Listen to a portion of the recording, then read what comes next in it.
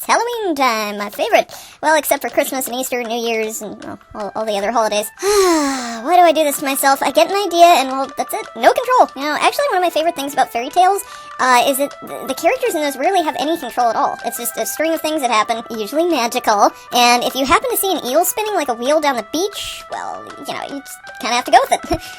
No shade to Irish fables there, but that was weird.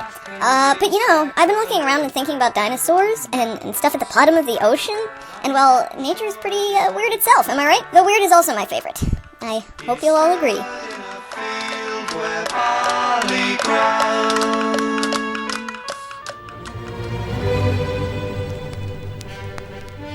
Oh, hello. No, seeing as we're together right now, and seeing as there's no time like the present for self-discovery, perhaps you'd like me to tell you a story about judgment and illusion. No, don't worry. This story starts the same as many others. See, once upon a time, there was a yellow brick road. It wound its way through the land of Oz, and, well, I really don't have to tell you the story of the Wizard of Oz, do I? I thought not. Though there are many tales left untold about the wizard and Oz in general, let's start our story back over the rainbow.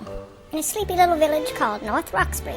No, nothing much happened here. Nothing unusual or the least bit exciting. Well, that is until this little fella Jack climbed a magical beanstalk. Ever hear tell of Jack and the Beanstalk? I thought so. So you know the story and what happened. Jack, however, as of this day, hasn't climbed the beanstalk yet and knows very little of magic. Today, he's sitting by the side of the road, watching the passers-by with his beloved cow, Stella. Sadly, he's waiting for a stranger to buy her. That's Stella, if you couldn't guess. Don't cry, Stella. It'll make me cry, and you know how I get. Poor Stella, poor Jack. He doesn't want to sell her, but that's what his mama instructed him to do, so... You see, people in the village are under the impression that Jack can't think for himself. No brains at all, and unfortunately, Jack's starting to believe it too. Now, a few land skips away, in another sleepy village, there resides a little marionette, and his maker, Geppetto, the puppet, wishes to be a boy one day. That's right, Pinocchio. So I don't have to tell you the story about Pinocchio's adventures. Good, that'll save time. Just now, Pinocchio hasn't gotten very far in his journey to becoming human, because, well, frankly, he keeps getting yelled at by his papa, Geppetto. At least that's the way Pinocchio sees it. He finds himself caught in a terrible circle of misbehaving and then lying about it, for he fears so greatly on the outcome of things. No courage at all, some would say. No, I must interject. The world is all new to him and undoubtedly frightening at times. This afternoon, Pinocchio is at the end of the boat dock, looking at his reflection in the rippling water and having a rather lengthy conversation with the fishes. No way. And what did you say? Really? Yeah, well, flounders can be like that sometimes. Hey, can you show me again how you make a fish face? Yes, that's Pinocchio. Now, in another land, or rather in another galaxy, and way high up in the sky, in a spaceship, excuse me, an exploration vessel, there lived a mechanical man. An android, to be exact, and his name was... well, we have some Star Trek fans here. Well, no, not Data, but rather his brother, Lore. Some would say Data's evil brother, probably due to the fact that Lore doesn't ever seem to conduct himself from a place of compassion. Yes, his hatred and frustration towards his maker, his brother Data, and really all of Starfleet, has labeled him as heartless and probably cold as well. A few minor adjustments to the transporter, and I should be able to send my perfect brother hurtling through space. Hey, you! You saw nothing, alright? You better get moving, little dude. I happen to know you have a meeting with the captain, and he is not in a good mood today. His tea machine broke down. Beat it. No one even likes Ferengis. No, please don't ask why. No one quite knows the reason. It could be perhaps that his shoes were too tight. It could be his head wasn't screwed on just right, but I think the most likely reason of all may have been that his heart was 2 sizes too small. But whatever the reason, his heart or his shoes, he stood there in the transporter room hating the whole crew. Forgive me, I had to paraphrase. Back to the story. Something is just about to happen that will bring these 3 unlikely souls together. And I think I see that something now. Is it a bird? Or a butterfly? It's much too big for a bumblebee. Why, it's an hourglass. Oh, a flying hourglass. Now, this winged hourglass was going to take Jack and Pinocchio and Lore to a very special meeting place, right in the heart of Oz. Or just thereabouts. You can't expect total accuracy from a little flying hourglass. Remember that transporter machine from earlier? Well, that's how this timepiece works. Just one touch, even the slightest, and you'll disappear from one spot and arrive in another. Oh, and one more thing. It doesn't take requests. It has a will of its own, and wherever it wants to take you. Do you find the flies are growing larger, Stella? Oh, what is that? Well, howdy do. Hey! Okay, I'll talk to you tomorrow. What's wrong? Oh, wow. Are you a flying fish? Your wings are awfully pretty. Can I... Hey, stop humming in my ear. I thought I told you to beat it. Picard's expecting you. Don't bother me. Get out of my face. Did I do this? No, it was that flying thing. Howdy do. My name's Jack. Well, howdy, doody. No, I said my name's Jack. I'm from North Roxbury. Oh, really? Well, give South Roxbury my best regards. Where's that overstuffed egg-timer? Gee, how did I make you mad at me so quickly? All I did was introduce myself. You might be onto something there, Goldilocks. I could have sworn it flew this way. Hello. My name's Pinocchio. Of course it is. Where's a whale when you need one? Well, I don't think there's any sea creatures in this ocean. It's all sandy. Oh, my father told me terrible stories about the heat in a place where nothing grows and all you could see is rock for miles and miles. Yeah, Pinocchio. Your father was probably talking about a desert, like we find ourselves Actually, I think he was talking about Calabria. Oh, right. You were made in Italy. Well, yes. Where were you made? I guess the metallic skin gave me away, huh? Well, I'd rather not talk about it. But on a planet by a bungling scientist. Eh? But make it a vindictive scientist. See, I'm an android. First he made me, then he made Data, only he spent a little bit more time on Data than me. My dear brother, he was always the favorite. I mean, what's so great about him? Anyway, I mean, what has Data got that I haven't got, other than an ethical program, whoop-de-doo, a sense of right and wrong? How important is that, really? And don't get me started on the treatment of androids in general, especially by Starfleet, the lovely self-righteous group that they are. They activated my brother, left me for dead, by the way, and you know, now that I think about it, so did Data. Data left me there too. Still, he won't listen to me. What do I know? I'm only his own flesh and circuits. Like I say, do not get me started. Starfleet put him on trial, you know. Trial! His rights as an android were on trial. They treated him like sheet metal, but Data went running back to his can-do-no-wrong captain anyway as soon as it was over. Like the battle's ever over for our kind. But like I say, Captain Picard will just keep jumping through loopholes in space until he'll never face a problem head-on. Dragging Data along for the ride just so he can use him, and Data accuses me of using him. I've done nothing but make connections with unfriendly forces in order to escape the latest threat, which, by the way, came in handy when my brother banished me into eternal space and nothingness by way of the ship's transporter. A favor I was just about to repay when this golden snitch-looking thing started flapping its wings in my ear, and where does that leave me? Where? Nowhere, that's what. But really, it's a sore subject, and I just assume not go into it. Okay. And where were you made? Me? Well, and my mother. Listen, I'll explain it to you sometime, okay? But suffice it to say, there was probably hay involved. Are you saying I have hay for brains? No, but now I'm thinking I may have to explain a few things to you also. Say, did anyone else touch the hourglass before they appeared here? Why, did you touch its wings too? Mm-hmm. They looked soft, so I pet them. I took one up in my hand and shook hello. Did you, android? My name's Lore. I accidentally smacked it when I was trying to get it away from me. Accidentally? Look at the lie police over here. Doesn't matter what I say. No one can be sure when I'm lying because my nose doesn't grow and give me away. Oh? I thought it had. Hey, Jack, why don't you go jump over a candlestick? Gee, you really don't have an ethics program, do you? I literally have never gotten out of a desert using ethics. No, but there's a sign up there. Can anyone read? You can't read? Here, Pinocchio, I'll read it to us. Here, Pinocchio, I'll read it to us. All parsnips are warned on to vulture apron.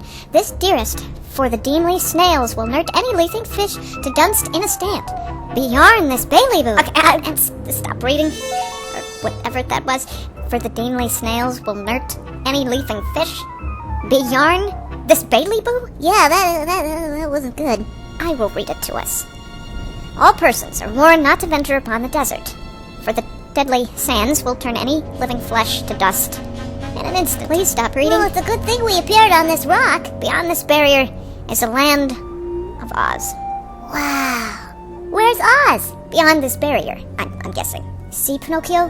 Just over that hill. The group was at best confused, but they decided to see what lay over the hill. Was it really the land of Oz? Would they soon find the yellow brick road? And where did that little hourglass get to? Well, all they knew was anything had to be better than the deadly desert and its promise to turn them into a pile of sand. Were they to set just 1 foot on its shifty dunes? This field of grass is almost as bad as a desert. Well, at least it wasn't marked the deadly field of grass.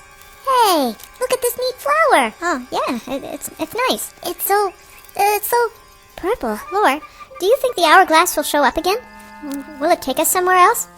I wonder how we can get home. Look, there's I another don't know, one. but as soon as I find that flying phantom, I'll make it take us home. Well, I hope you'd be gentle with it. What if it has feelings? It's an hourglass, a timepiece. It doesn't have any more emotions than a watch. Seen so many flowers I in don't one know. place in my It's whole a life. timekeeper, and sort of like time itself. And I figure time has got to feel pretty deeply, wouldn't you say? And anyway, you're a mechanism, and you have feelings. What? What's that he's got? Pinocchio, what are you doing? What? You go get him. He's just picking flowers. Look what I got. I'm gonna take them home with me and surprise my father. Do you think they'll last if we put them in some water or something? Well, I don't know. They're awfully beautiful poppies. Poppies?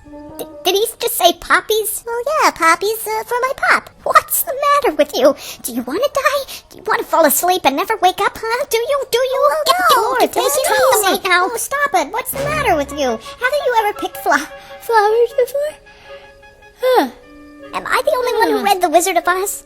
Everything is dangerous here. Strange, magical, creepy, and twisted. You'll be lucky to leave with your mind and body intact. There's a wizard in Oz? Yeah, well, okay, so you caught my main point. I'm saying it is dangerous here. It's not the jolly old land of Oz that the colorized 1930s movie made it out to be. What's a movie? Well, it's probably something that moves. And it had colors, so maybe like a painting. A moving painting? That was a surprisingly accurate stream of consciousness, but again, not the main point. Oh, gosh, I feel really dizzy. What's happening? Is he okay? Jack! Oh no, he fell down! Oh, of course. I'm immune. I could shake both of these wide-eyed teenagers right now. Lore, what does immune mean? Well, I'm not an organic living thing. I'm an android, so the sleeping poison doesn't affect my system at all. Sleeping poison? Oh, well, then I guess I'm immune too. Right. Okay, but our friend isn't. He's a real boy. So should we just leave him here since he's not gonna make it, or? Pinocchio, weren't you gonna leave us both here? Never mind. Here, I'll carry him out of the field, but that's as far as this free ride goes. By now, the three travelers were getting rather hungry. Pinocchio and Jack, whose parents were probably waiting for them to come home for lunch, were starting to feel torn between wanting to return to the familiar surroundings of home and the thrilling, heart-racing possibilities of the unknown stretched out before them. Lore, who had no need to eat or sense of taste, couldn't have cared less about food. All he wanted was to find the winged hourglass. Well, he did have a need to recharge his system a little and rest his weary circuits. How are you feeling now? All right, but I am a little hungry. Whoa, we're in the perfect spot. My father told me never to steal food, though, that you have to pay for it. But I guess we wouldn't be stealing these apples, just picking them. Don't you know about the vicious apple trees of Oz, who throw apples and yell at you with their mean faces? Oh, you're just trying to scare us. Is it working? Heck no. We can pick apples if we want to. You're just being grumpy because you don't need to eat, so you don't want anyone else to stop and eat either. You're just being selfish. Fine, I give up. But if someone starts lobbing apples at your heads, don't blame me. On second thought, if you aren't done in 5 minutes, blame me, and I have a heck of a right arm. Come on, Pinocchio. Oh, that dark one looks good. Oh, and this one over here. Wow, my mama would love these in an apple pie. And Stella, my cow. Hey, do you hear that? Apples. No, what? Stop eating! Look! Ah! Oh, Lore! We are the singing worms of apple, plum, and pear. We don't mean any harm, we just ask that you share. We are the singing worms, we think it's only fair. 'Cause once a thing is gone, soon again it will be there. Alrighty, that was creepier than I expected. Shh. Don't hurt their feelings. They just want to share the fruit, that's all. Hey guys, I thought you said you were good at making connections with different forces, different beings. I said unfriendly forces. You weren't listening. Well, making connections. Only when I have to. excuse me. Where's your sense of adventure, of imagination? Oh, maybe Dr. Sung forgot to put that in. I have a revenge mission to attend to. Your poor brother. Don't you click your tongue at me. Guys, listen. Sandwiches ahead. Sandwiches ahead.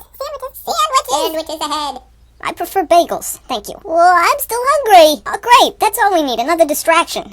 What's going to be next? A panini tree? Hoagie Hill? The peanut butter and jelly river? Lake Reuben? Monte Cristo Capital? Mufalata Mountain? I think my father camped there once. Hoagie Hill was funniest. We have to go ahead anyway. We have to keep looking for the hourglass, and if we happen to meet some sandwiches along the way, so be it.